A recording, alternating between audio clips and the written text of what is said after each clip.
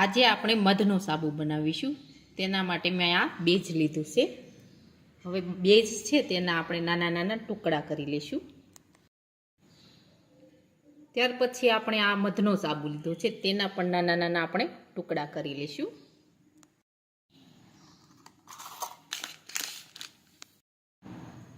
હવે આપણે બેજના નાના નાના ટુકડા કરી લીધા છે. હવે આપણે એક તપેલીમાં આ રીતે આપણે ભરી લઈશું.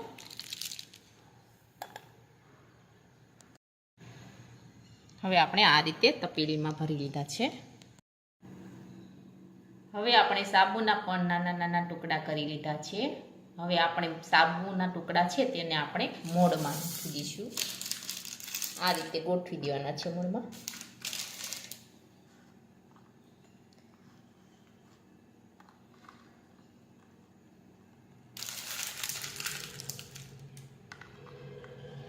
આ રીતે આપણે ગોઠવી દઈશું. આ રીતે આપણે ગોઠવી દેવાના છે સાબુના ટુકડાને. હવે આપણે સાબુ બનાવવા માટે આપણે એક વાસણમાં પાણી ગરમ કરવા મૂકવાનું છે. હવે આપણે પાણી છે તે આપણે ગરમ થવા દઈશું. હવે આપણું પાણી છે તે ગરમ થઈ ગયું છે. હવે આપણે આ બેજના ટુકડા જે તપેલીમાં રાખ્યા છે તેને આપણે આ રીતે મૂકી દેવાનું છે તપેલીને પાણીની. હવે આ રીતે બેજને આપણે આ રીતે ઓગાળતા જવાનું છે. આ રીતે ફેરવવાનું છે.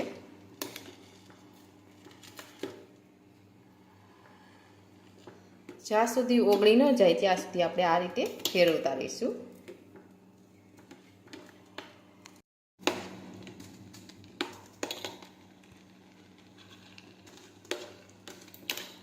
હવે આપણો બેઝ છે તે એકદમ સરસ ઓગળવા માંડ્યો છે. આ રીતે આપણે ફેરવતા રહેવાનું છે.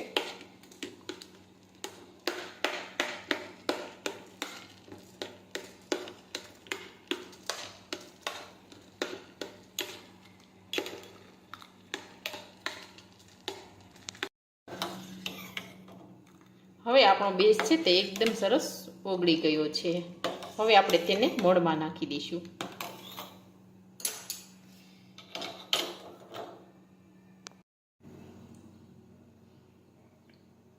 હવે તેને આપણે આ રીતે આપણે મોળમાં નાખી દઈશું.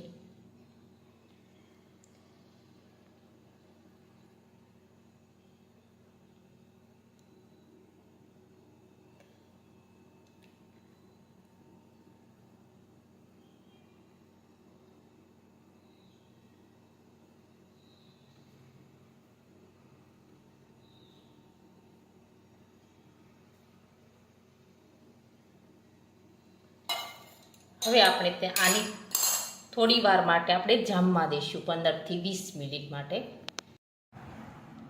હવે આપણો સાબુ છે તે એકદમ સરસ જામીને તૈયાર થઈ ગયો છે. હવે આપણે તેને મોળમાંથી બહાર કાઢી દઈશું. આ રીતે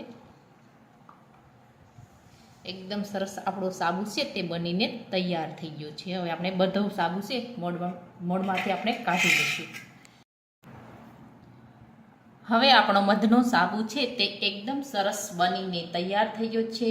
અને અમારો આ વિડીયો ગમે તો મારી જેકે કુકિંગ્સ એન્ડ હેન્ડવર્ક ચેનલને લાઈક કરો, શેર કરો અને સબસ્ક્રાઈબ કરો.